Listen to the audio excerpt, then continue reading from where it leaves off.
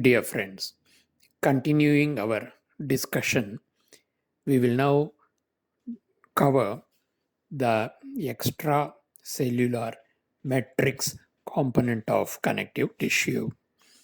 Extracellular matrix, by this I mean its two components are fibers and ground substance. We will take an overview tour of these two aspects.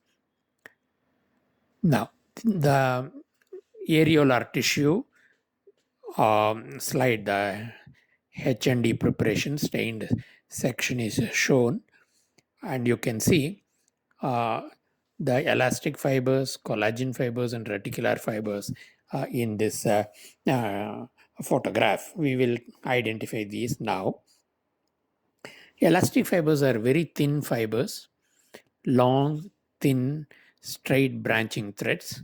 They are crisscrossing the field, and the arrow marks in turquoise green are pointing at this in this photograph to these elastic fibers. Remember, these elastic fibers can stretch beyond their normal appearance, uh, up to about 150% of their original length, beyond which they may tear if the traction continues. But to this extent, it is flexible. The best part is once the traction is removed or the deforming force is removed, these fibers will return back to their original shape and length. This is extremely important, and this function of the elastic fibers is used to advantage in certain locations in the body where an element of elasticity is preferable, like the lung when it is during the respiration, inspiration, and expiration. The lung has to expand and contract. Similarly, blood vessels. So, in such sites, the amount of these elastic fibers is likely to be more in the tissue. But these fibers are thinner than the collagen fibers. Now, we will have a look at the collagen fiber next. Now, the thicker ones are the collagen, and they are more eosinophilic stained fibers.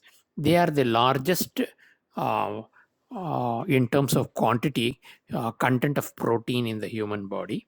And the fibers are thicker than the elastic fibers. More importantly, these fibers are cross-linked, and a cluster of fibers with this cross-link adds a high level of tensile strength to these fibers. It is believed that, based on experimental research, that a bundle of collagen fibers has more or less the same tensile strength as steel of the same diameter.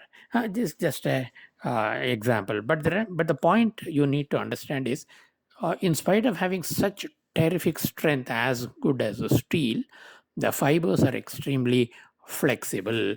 So that gives the material a rope-like character and the corresponding strength. Now, these kind of fibers are therefore abundantly seen in various connective tissue parts of the body, like, for example, in tendons, in ligaments, in capsules of joints. These are some of the common locations where collagen content needs to be very, very high because the protective requirements in these areas. You see, eosin stained thickened areas shown by these black arrows. Now, you can also see in this photograph there are collagen fibers in clusters. These are nothing but individual collagen fibers cross-linked to each other, and that is what I told you as cluster of wavy fibrils. Now, whether it's collagen or elastic, it is the proportion of collagen versus elastic fibers that makes the difference, that gives the necessary strength, necessary flexibility, and necessary elasticity to the tissue. Now, this depends on the local tissue requirements. For example, in the case of areolar tissue, it is just packing material. you don't need great strength or great amount of elasticity.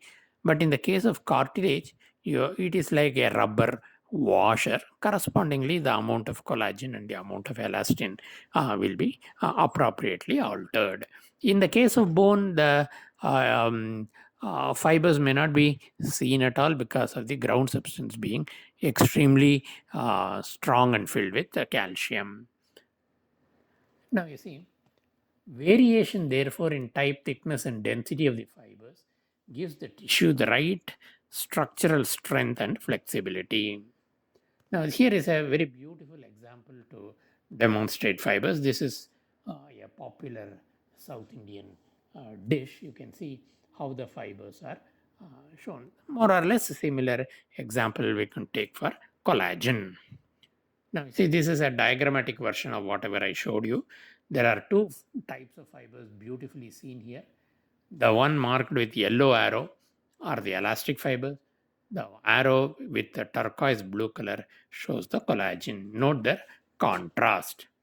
Now, a third type of fiber is type 3 collagen, very popular as reticular fibers.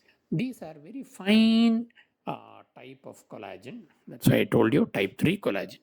They also connect to collagen, but by primarily they form a sieve-like or a matrix-like platform on which other cell types are lodged. For example, they are closely associated with blood vessels in close vicinity to the blood vessels, the basement membrane, or in areas like the lymphoid organs, lymph nodes, etc. So, on these sieve-like platforms formed by these fine reticular fiber, the lymphocytes, etc., are lodged. The, these are the reticular fibers. Now,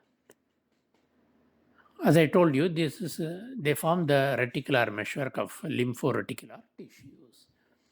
Third point, we will now move on to the ground substance.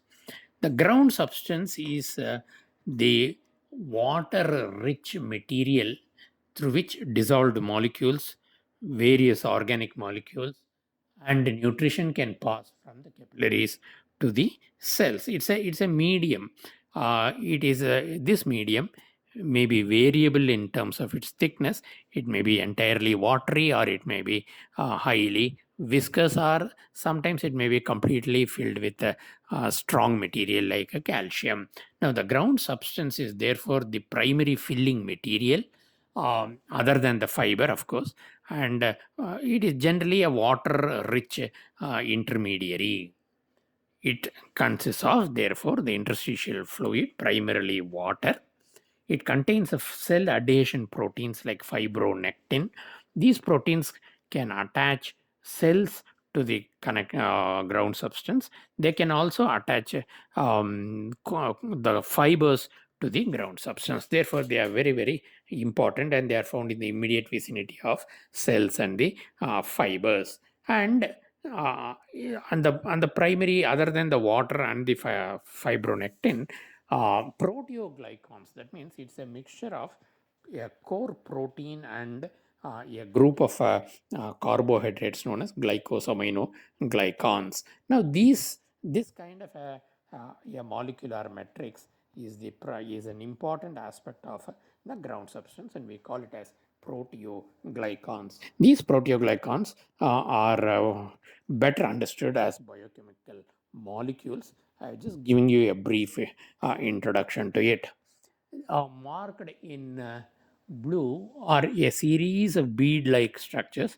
They represent the core protein, and around the core protein you can see branching patterns, like a bottle brush pattern. Now, this appearance is because on either sides of this protein core, these are the carbohydrate molecules, also known as glycosaminoglycans.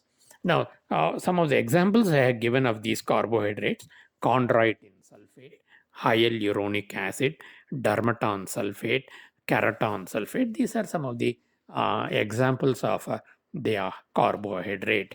The amount of carbohydrate determines the either the wateriness or the viscosity of this proteoglycans. The presence of high hyaluronic acid is extremely important, and it's a very decisive viscous carbohydrate moiety that is contributing to the proteoglycan design. The presence of high hyaluronic acid gives a high level of viscosity to the tissue, and there are certain protective mechanisms built around this molecule.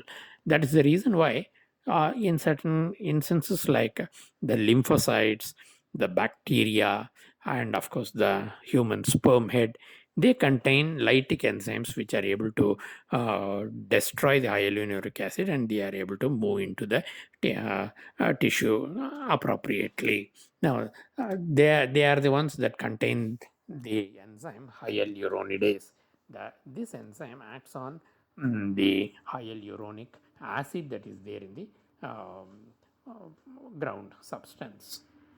Now, that was an overview of the um, fibers and the ground substance, that is the extracellular matrix connective tissue. Thank you.